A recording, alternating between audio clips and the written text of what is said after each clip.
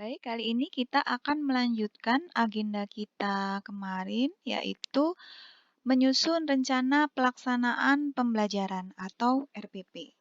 Pada pertemuan yang lalu, kita sudah mempelajari bagaimana cara menyusun RPP dari menuliskan judul, identitas, sampai menyusun indikatornya. Nah, pada indikator kemarin, kita mempelajari tentang aturan-aturan yang harus kita penuhi dalam menyusun indikator sehingga kita mendapatkan indikator yang baik dan lengkap. Nah, sama halnya dengan indikator, pada tujuan pembelajaran terdapat aturan-aturan atau hal-hal yang harus dipenuhi untuk mendapatkan tujuan pembelajaran yang baik dan lengkap. Nah, apa saja aturan-aturan tersebut? Oke, tujuan pembelajaran pada RPP itu dinamakan juga tujuan pembelajaran khusus. Jadi begini, kalau kita tarik garis dari tujuan pendidikan nasional, itu nanti akan sampai pada tujuan pembelajaran khusus. Nah, tujuan pembelajaran khusus itu merupakan tujuan pembelajaran yang kita tuliskan pada RPP. Itu merupakan tujuan pembelajaran yang paling rendah lingkupnya, yaitu tujuan pembelajaran khusus. Nah, tujuan pembelajaran khusus ini harus memenuhi aturan-aturan yang berlaku. Dalam hal ini dapat dilakukan dengan mengacu pada kriteria. Ada yang mengacu pada 4 kriteria atau disebut juga kriteria A, B, C, D. Nah, A, B, C, D ini merupakan akronim. Akronim dari A, audience, B, behavior, C, condition, dan D, degree. Ada juga yang mengemukakan 5 kriteria pada tujuan pembelajaran, yaitu who, siapa, dalam hal ini siswa atau anak didik, kemudian behavior, tingkah laku, kemudian what, tentang apa, atau apa yang dipelajari, dan kemudian criterion, yaitu kriteria ketercapaian tujuan. Kemudian condition, yaitu dalam kondisi pembelajaran yang bagaimana. Nah, dalam hal ini, dalam penyusunan RPP yang akan kita laksanakan, kita akan mengacu pada 4 kriteria atau kriteria ABCD. Jadi, bahasan kita nanti kita khususkan pada 4 kriteria atau kriteria ABCD. Bagaimanakah kriteria ABCD tersebut? Baik. Nah, apabila kita rinci, kriteria ABCD tersebut adalah sebagai berikut. Yang pertama adalah A, audience. Audience ini merupakan sasaran atau siapa yang belajar. Audiens harus dirumuskan secara spesifik agar jelas untuk siapa tujuan belajar itu diarahkan. Contohnya siswa. Ada yang menuliskan siswa SD, siswa SMP, siswa SMA, ada juga yang menuliskan peserta didik, anak didik, murid. Nah, boleh dituliskan yang harus diperhatikan adalah dia dalam hal ini harus sesuai sasaran atau siapa yang belajar. Tapi pada umumnya tujuan pembelajaran pada audiens ini ditulis dengan siswa. Kemudian yang kedua adalah B atau behavior. Behavior merupakan perilaku spesifik yang diharapkan dilakukan atau dimunculkan siswa setelah kegiatan belajar mengajar. Rumusan perilaku ini mencakup kata kerja aktif, transitif, dan objeknya. Nah, untuk behavior ini, Anda dapat melihat secara cepat pada indikator. Apabila aturan kemarin kita perhatikan, ada aturan yang harus diperhatikan yaitu penulisan indikator harus sesuai dengan KKO atau kata kerja operasional. Nah, di sini penulisan behavior ini dapat kita ambilkan pada indikator yang sudah kita susun. Contohnya, menyebutkan bagian-bagian tumbuhan. Di sini terdapat kata kerja aktif transitif dan terdapat objek bagian tumbuhan. Yang ketiga adalah C atau condition. Condition merupakan keadaan atau syarat yang harus dipenuhi atau dikerjakan siswa saat dilakukannya tes. Contohnya dengan mengamati, tanpa membaca kamus, dengan benar, dengan ceramah. Jadi benar-benar kondisi yang terjadi saat kita akan menilai suatu pembelajaran. Yang keempat adalah D atau degree. Degree merupakan batas minimal atau tingkat keberhasilan terendah yang harus dipenuhi dalam mencapai perilaku yang diharapkan. Penentuan batas ini tergantung pada jenis bahan materi, penting tidaknya materi, tinggi rendahnya sekolah, sifat kemampuan yang harus dimiliki. Contohnya, paling sedikit 3 buah, paling lambat 1 minggu, minimal 80%, minimal 3 syarat, minimal 3, dan seterusnya. Yang jelas, pada degree ini menunjukkan ukuran pada tujuan pembelajaran yang akan dicapai oleh siswa. Selanjutnya, selain mengandung komponen-komponen A, B, C, D tadi, rumusan tujuan pembelajaran khusus tersebut dapat dikatakan baik apabila memenuhi kriteria sebagai berikut. Yang pertama, menggunakan kata kerja operasional. Nah, dalam hal ini sudah saya sampaikan tadi bahwa kata kerja operasional ini wajib ada pada behavior yang bisa kita lihat juga di indikator. Contohnya, siswa dapat menerapkan rumus, bukan siswa memahami. Mengapa? Karena memahami ini bukan merupakan kata kerja operasional, sehingga dia tidak dapat diukur. Kemudian yang kedua, harus dalam bentuk hasil belajar, bukan apa yang dipelajari. Contohnya, siswa dapat menjelaskan, bukan siswa dapat mengetahui cara-cara mengubah kalimat aktif menjadi pasif.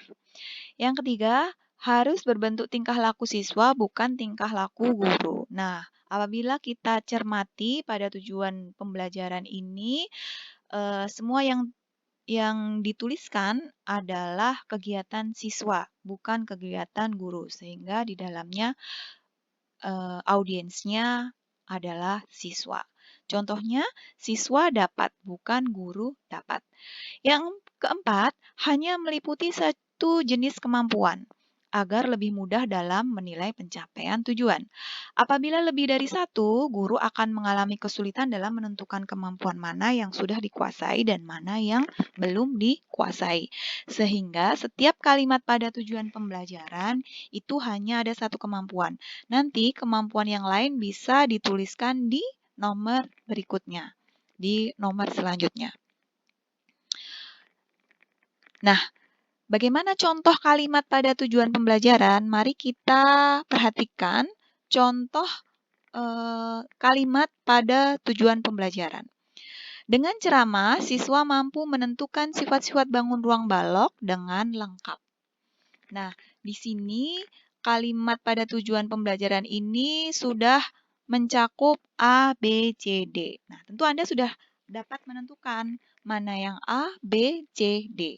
Dalam hal ini yang A atau audiens adalah siswa. Ya, siswa merupakan audiens pada tujuan pembelajaran. Kemudian yang kedua B atau behavior. Perlu kita ingat lagi, pada behavior terdapat kalimat kata kerja operasional atau kata kerja aktif transitif. Mana yang mencakup hal tersebut? Ya, mampu menentukan sifat-sifat bangun ruang balok. Kemudian yang ketiga apa? Yang ketiga adalah C, condition. Pada kalimat ini mana yang merupakan condition? Ya, betul. Dengan ceramah. Dengan ceramah ini merupakan conditionnya. Nah, yang terakhir adalah degree. Degree-nya dalam hal ini adalah dengan lengkap. Ini tadi penulisan kalimat pada tujuan pembelajaran yang sudah memenuhi A, B, C, D. Nah, yang perlu kita perhatikan lagi dalam penulisan kalimat ini, penyusunannya boleh sesuai dengan yang Anda inginkan. Yang jelas harus dapat dipahami dan dimengerti oleh si pembaca.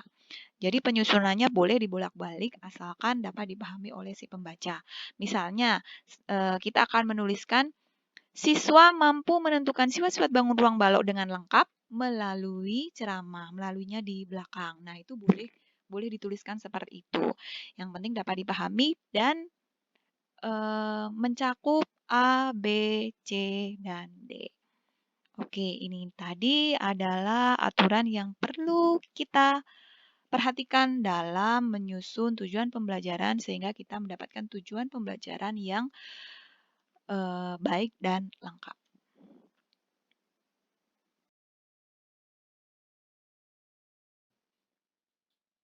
Baik, tadi kita sudah mempelajari tentang bagaimana menyusun tujuan pembelajaran sesuai dengan kriteria ABC. Jadi kita mengacu pada kriteria ABC. Apabila tujuan pembelajaran tersebut kita tuangkan dalam RPP, maka letaknya setelah penulisan indikator. Nah, setelah penulisan indikator. Kemudian untuk penomoran pada tujuan pembelajaran itu tidak harus dituliskan 4 digit seperti yang saya contohkan ini. Boleh dituliskan dengan penomoran 1, 2, 3, dan seterusnya. Tetapi boleh juga dituliskan dalam bentuk 4 digit seperti ini apabila dibutuhkan.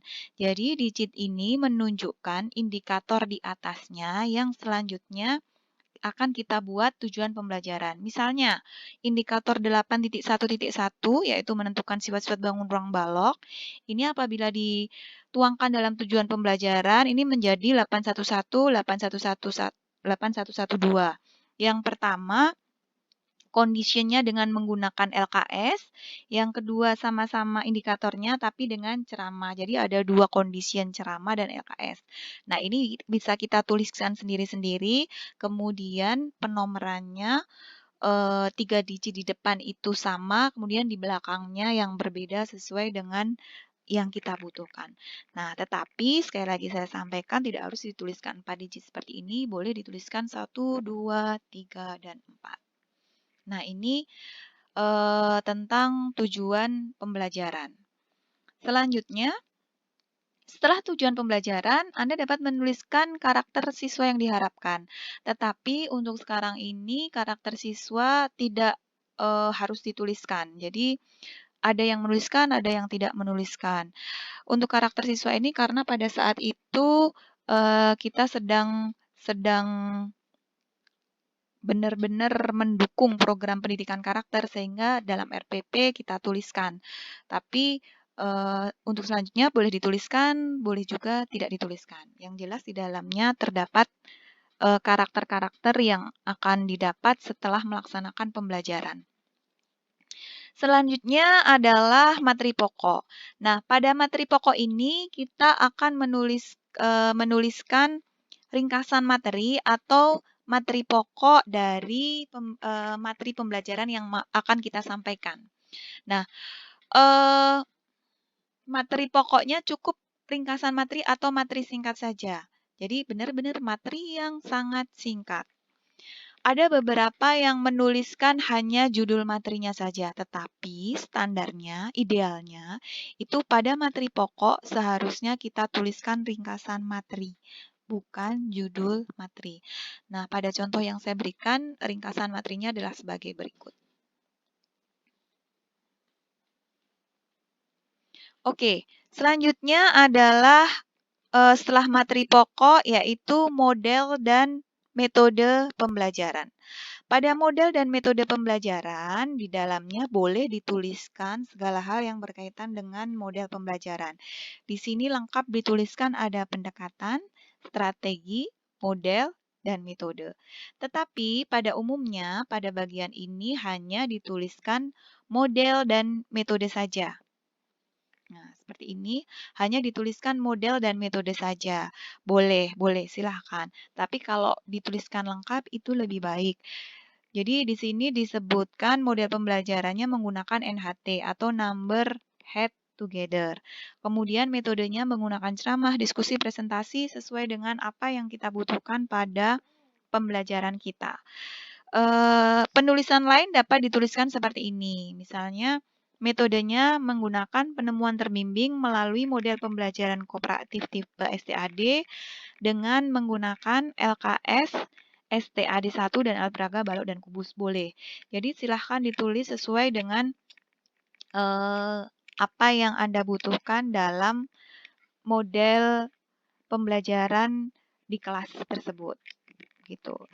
Oke, sementara cukup dulu. Jadi pembahasan kita kali ini sampai pada model dan metode pembelajaran. Jadi tadi di atas kita sudah membahas dari identitas, kemudian SK, KD, indikator, kemudian tujuan pembelajaran, kemudian ada materi pokok, dan selanjutnya model dan metode pembelajaran.